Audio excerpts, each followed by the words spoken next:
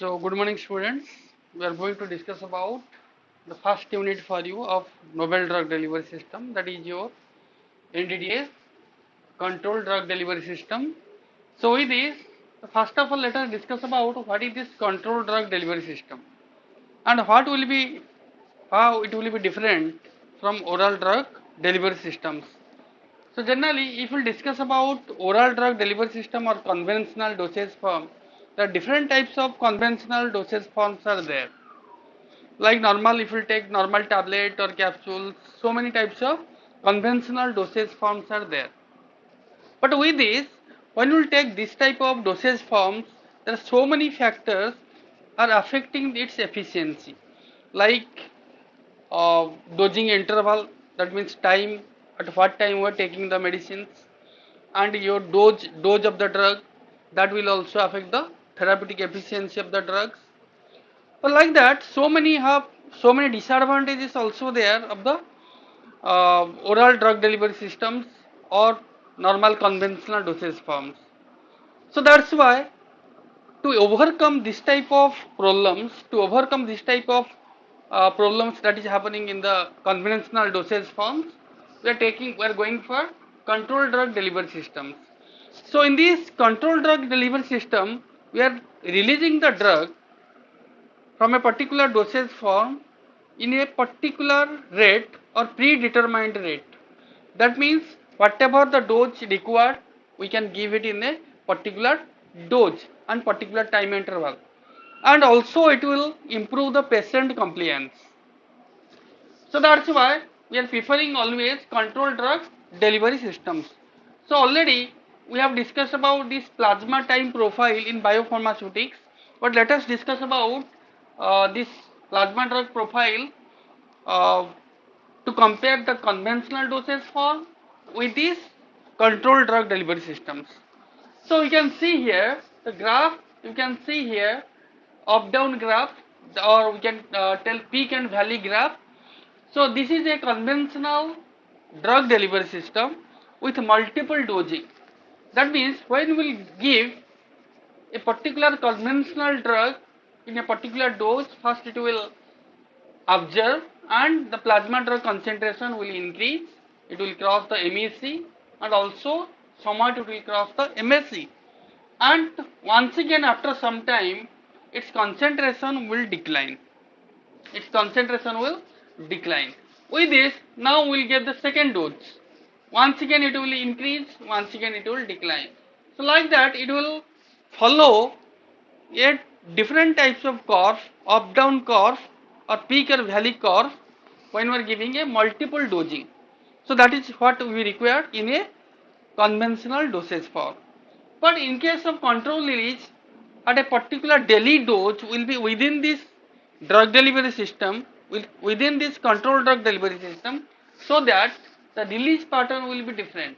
At first the drug will release, then it will maintain a particular concentration for a longer period. It may be 24 hours, or sometimes it may be for 48 hours. It will maintain the drug concentration in the blood or plasma, and with this that will maintain the MEC. There will be no peak or valley.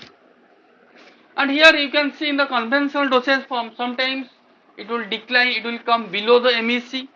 If it will come below the MEC, there is no use of the drug, there will be no therapeutic effect.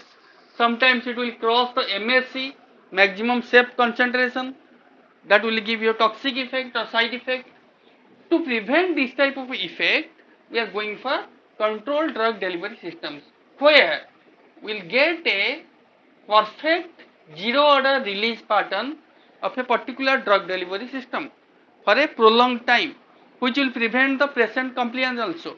We no need to take regular intervals, no need to take the drug regular intervals, and we have to take a one dose that will be sufficient to release the drug up to 24 hours or 48 hours. So that is your zero order control release drug delivery system. So that is the main benefit of the controlled drug delivery systems.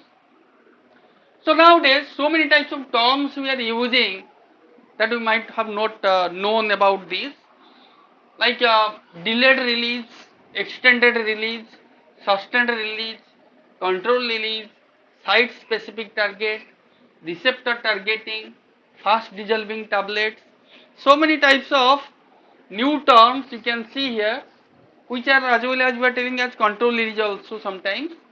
So let us discuss about what are the terms we are using nowadays for this type of novel drug delivery systems. Delayed release. Delayed release means the release pattern of the drug will release pattern of the drug will be delayed. That means that is also already we know in the conventional dosage form, like enteric-coated tablets. The release pattern will be delayed. That means the drug would release in the intestine. So at first when you are taking the drug, immediately the drug will not release. It will release in the intestine. So that's why it is known as delayed release. That is one example, enteric-coated. Then extended release. That means at first the drug will release very fast, then the pattern will be slower and it will extend the release of the drug. Sustained release also, it will sustain the release of the drug. It will slow down the release of the drug for a longer period. Control release, that already we are discussing. The release of the drug will be in the predetermined rate and for a particular time period. Site specific targeting.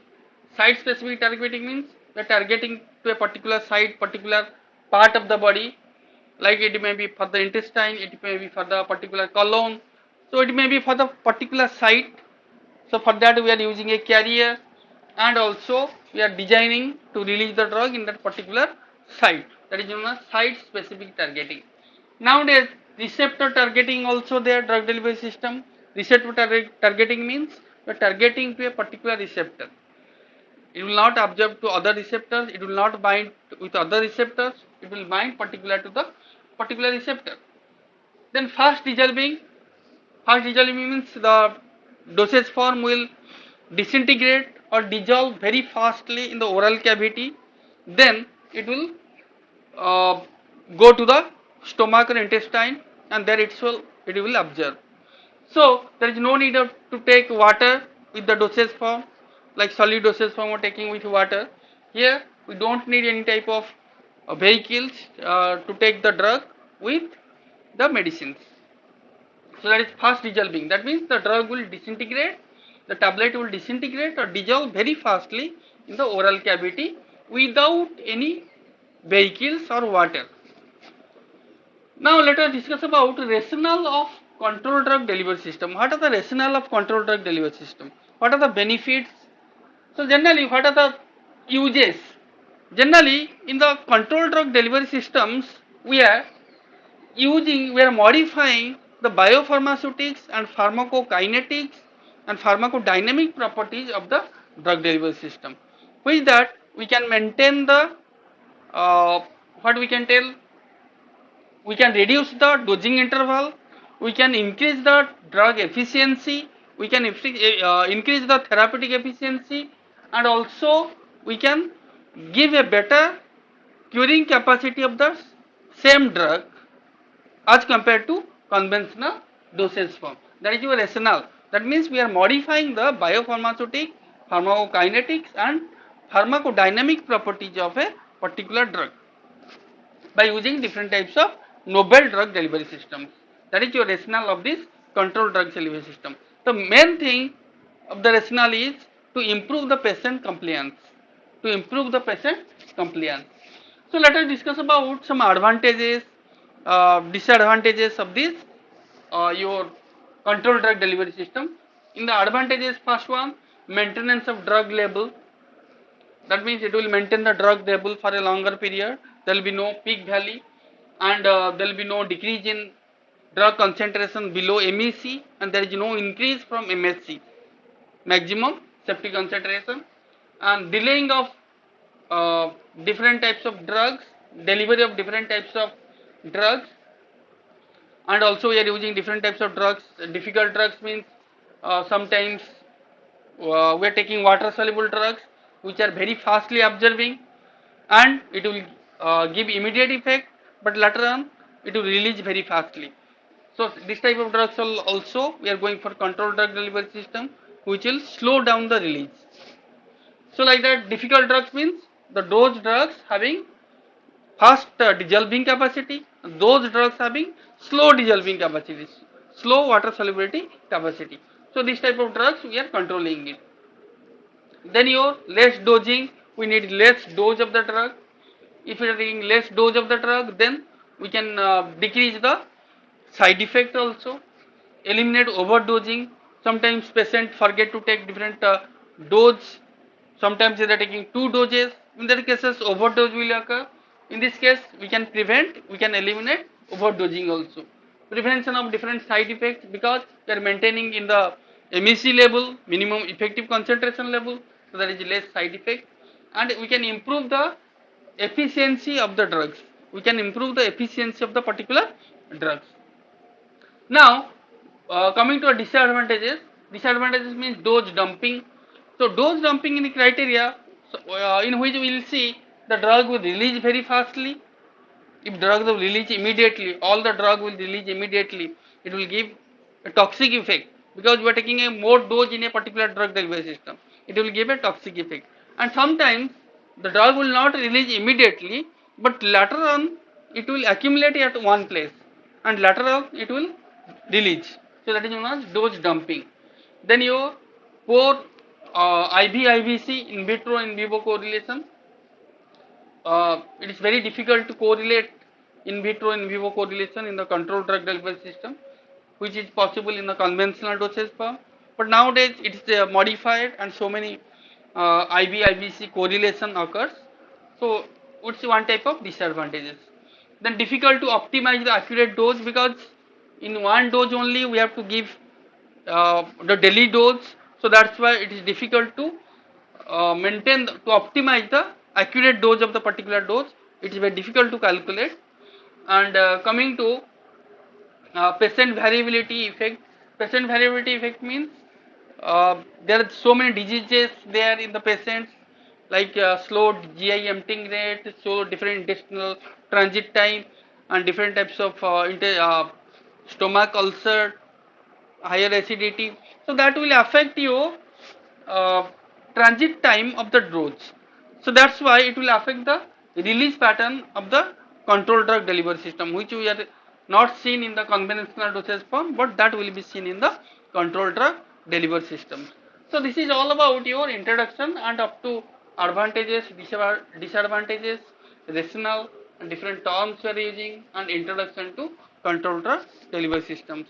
So in the next class we will discuss about different types, classification, and what are the approaches of controlled drug delivery system, and what are the selection procedure of the drugs. Thank you.